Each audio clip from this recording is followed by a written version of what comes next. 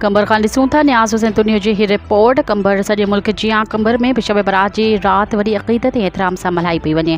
दरगाह आलिया हुसैनाबाद कंबर में पूरे मुल्क मां लखनि जी तादाद में निमाज़ी तस्बीह निमाज़ अदा करण लाइ दरगाह हुसैनाबाद पहुची विया। दरगाह शरीफ़ ते तस्बीह निमाज़ खां अॻु सैयद अताउल्ला शाह शब बरात जी रात ते रोशनी विझंदे चयो त ही मुबारक रात तौबा करण जी रात आहे, दुआनि जी क़बूलियत वारी रात आहे। इन राति रहमत जा दरवाज़ा खोलिया वेंदा आहिनि, गुनाहनि जी बख़्शण लाइ दुआऊं घुरी वेंदियूं आहिनि। तस्बीह निमाज़ पढ़ण खां पोइ सैयद अताउल्ला शाह गुनाहनि जी बख़्शिश ऐं मुल्क जी सलामती लाइ दुआ घुरी।